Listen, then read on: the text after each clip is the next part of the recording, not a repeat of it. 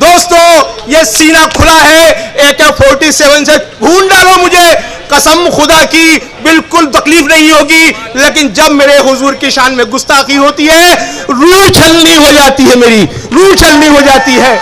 हम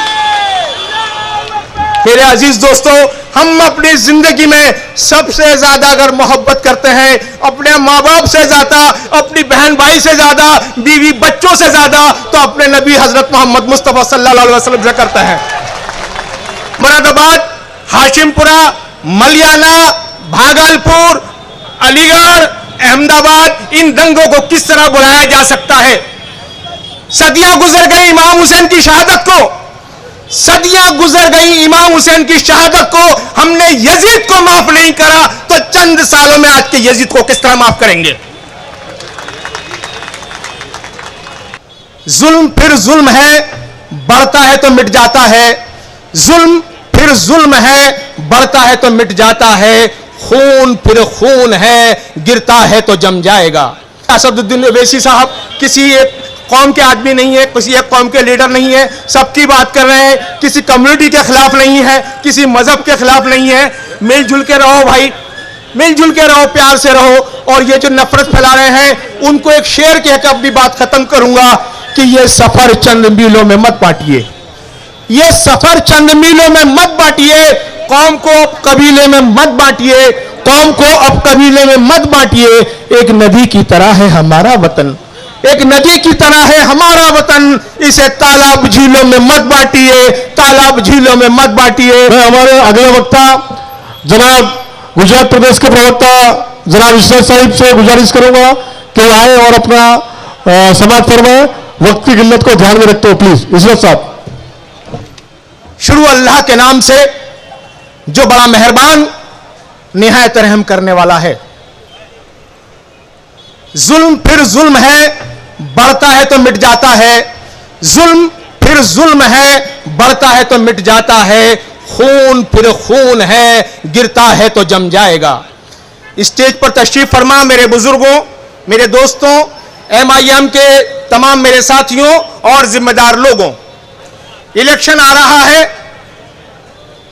और ये इलेक्शन जो होता है ये हिसाब देना होता है 5 साल का।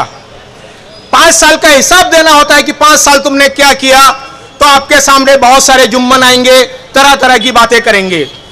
एक जुम्मन आए, किसको वोट दोगे? हमने कहा मजलिस को वोट देंगे। बोले भाई कांग्रेस को वोट देना चाहिए, बहुत पुरानी पार्टी है। मैंने कहा कांग्रेस को हम किस तरह वोट दे सकते हैं, कांग्रेस ने कितने जुल्म किए हमारे ऊपर।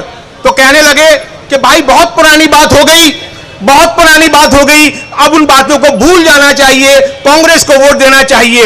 मैंने कहा कि मुरादाबाद, हाशिमपुरा, मलियाना, भागलपुर, अलीगढ़, अहमदाबाद, इन दंगों को किस तरह बुलाया जा सकता है? सदियां गुजर गई इमाम हुसैन की शहादत को, सदियां गुजर गई इमाम हुसैन की शहादत को, हमने यजीद को माफ नहीं करा, तो चंद सालों में आज के यजीद को किस तरह माफ करेंगे?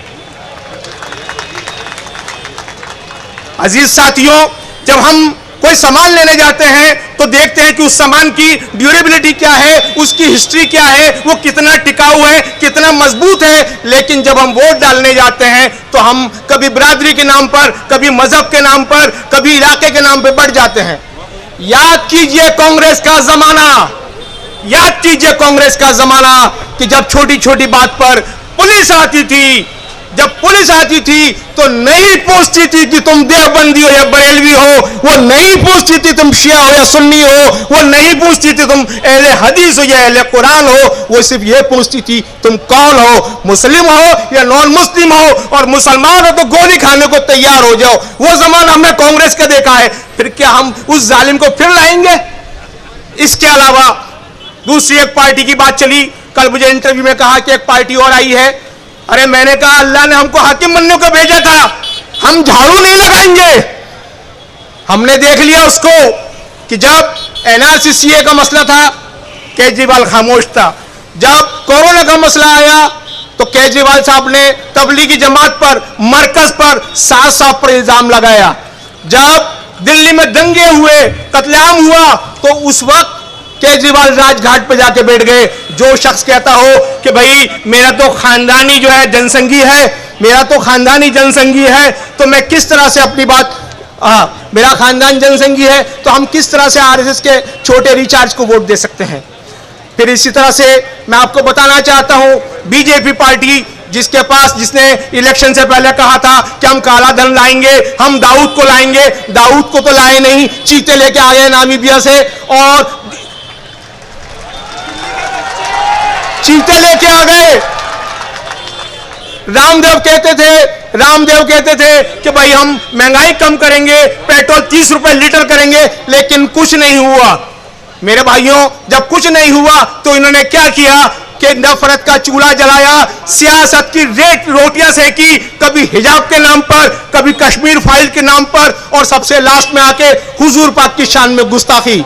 मेरे अजीज दोस्तों, हम अपनी जिंदगी में सबसे ज्यादा अगर मोहब्बत करते हैं अपने माँ बाप से ज्यादा, अपनी बहन भाई से ज्यादा, बीवी बच्चों से ज्यादा, तो अपने नबी हजरत मोहम्मद मुस्तफा सल्लल्लाहु अलैहि वसल्लम से करते हैं। दोस्तों, ये सीना खुला है, AK-47 से ढूंढ डालो मुझे, कसम खुदा की बिल्कुल तकलीफ नहीं होगी, लेकिन जब मेरे हुजूर की शान में गुस्ताखी होती है, रूह छलनी हो जाती है, मेरी रूह छलनी हो जाती है। हम उस कम्युनिटी से ताल्लुक रखते हैं कि जो सभी मजहब के देवताओं की, भगवानों की इज्जत करता है। अल्लामा इकबाल ने कहा था कि है राम के वजूद पर हिंदुस्तान को नाज, है राम के वजूद पर हिंदुस्तान को नाज, अहले वतन समझते हैं उनको इमाम हिंद। तो ये हमारा किरदार है। इसी तरह से मेरे पास लेटर बहुत ज्यादा आ रहे हैं। मैं तो सिर्फ यही कहूंगा कि असदुद्दीन ओवैसी साहब किसी एक कौम के आदमी नहीं है, किसी एक कौम के लीडर नहीं है, सबकी बात कर रहे हैं, किसी कम्युनिटी के खिलाफ नहीं है, किसी मजहब के खिलाफ नहीं है। मिलजुल के रहो भाई, मिलजुल के रहो, प्यार से रहो। और ये जो नफरत फैला रहे हैं उनको एक शेर कहकर अपनी बात खत्म करूंगा कि ये सफर चंद मीलों में मत बांटिए, ये सफर चंद मीलों में मत बांटिए, कौम को कबीले में मत बांटिए, कौम को अब कबीले में मत बांटिए। एक नदी की तरह है हमारा वतन, एक नदी की तरह है हमारा वतन, इसे तालाब झीलों में मत बांटिए, तालाब झीलों में मत बांटिए। शुक्रिया।